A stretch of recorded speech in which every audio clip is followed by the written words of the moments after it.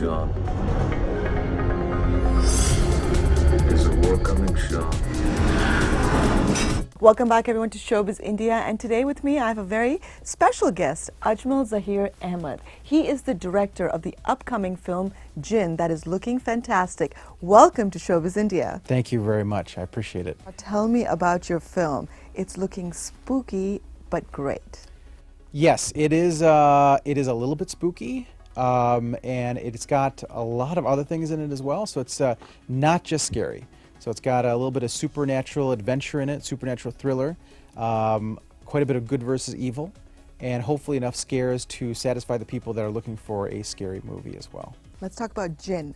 Jinn are characters in spirituality, right?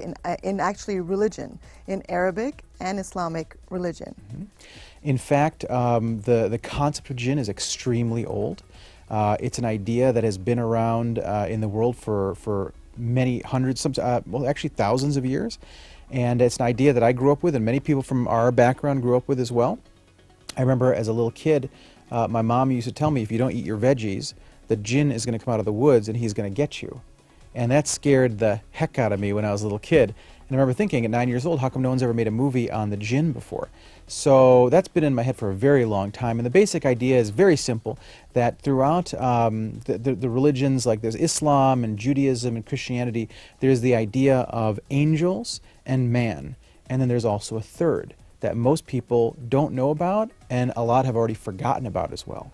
So this concept is called the jinn, and it's a group of beings that have been made out of fire, and were on this planet supposedly even before mankind ever existed. So where did you, obviously got an inspiration because that scared you as a child, but where did you get an inspiration to make this film on jinn?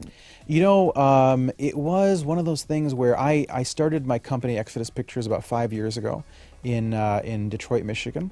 And I had to choose a movie that would be the proper film to start off the company with. And scary movies generally are very good for business. You can make you don't have to spend $100 million, but you can make a good, profitable movie.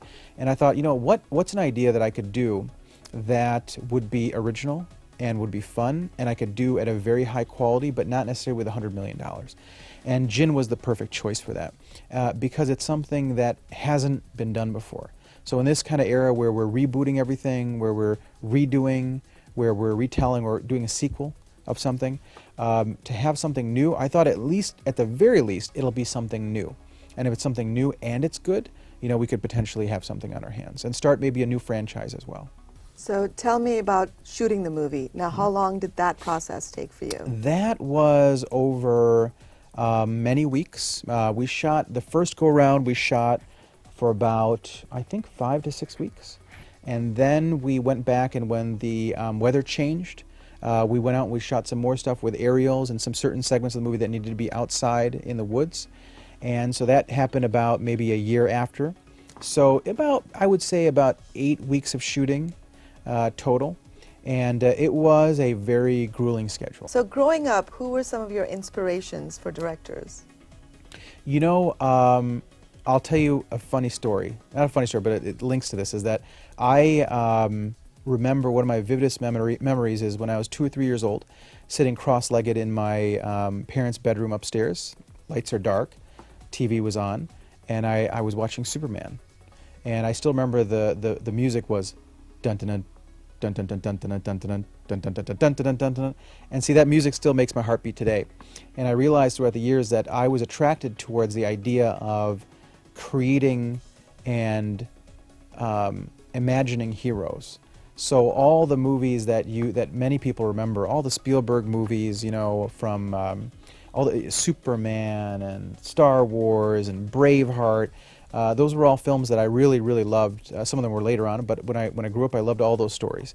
And so I hope that I can tell those type of stories in the future. But directors like Steven Spielberg, James Cameron, Ridley Scott, Donner, who made Superman as well, and many, many more. They're all amazing. So I kind of look at each one. They have different things that they offer, and I've sort of, you know, tried to see what I can learn from all of them. Now, your film is complete. Mm-hmm. You've seen it. Mm-hmm.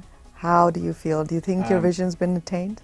Oh yeah, I think that many people will be surprised at what we pulled off, especially with the movie looks a lot bigger than it is. The biggest accomplishment is nobody knows what we spent on the movie, and it's a lot bigger than what it looks like. So we've done a lot of things. I don't know how much you know about it, but we've done a lot of things for the movie that haven't been done yet. Tell me some. Well, this is the first time in history you can walk out of the movie theater and walk into a car dealership and buy the exact car that you saw in the movie, not as a toy or a prop, but as a true 600 horsepower super exotic muscle car that we call the Fire Breather. So yeah, it's pretty cool. I designed the car, actually. That's great. It's pretty crazy. It's pretty crazy, but it's real. And our company makes it. A company in Michigan called Classic Design Concepts actually fabricates it for us. And so we've sold quite a few of the cars already. On a lighter note, now you went to school in Pasadena, Mm-hmm. and here we are in Los Angeles, and at the brink of your release. How are you feeling? You know, a lot of people ask me that. They always say, "Are you excited or nervous?" And I tell them I'm about the same as I was yesterday, and then the year before that, and the year before that.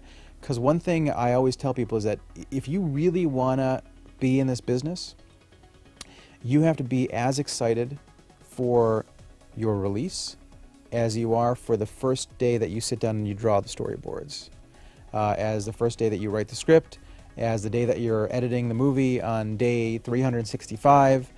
So it's all part of the same thing for me. So I'm as enthusiastic as I was at the beginning, and I'm also no more excited than I was at the beginning. No nerves, though? No, not Good yet. for you. Not I yet. like your confidence. I think that's why I'm a little bit crazy. I wasn't born with nerves. I don't know why, but I'm sure the day before it comes out, I'm sure there'll be some nerves, but we'll find out. Great talking to you. Thank you so much. I appreciate it.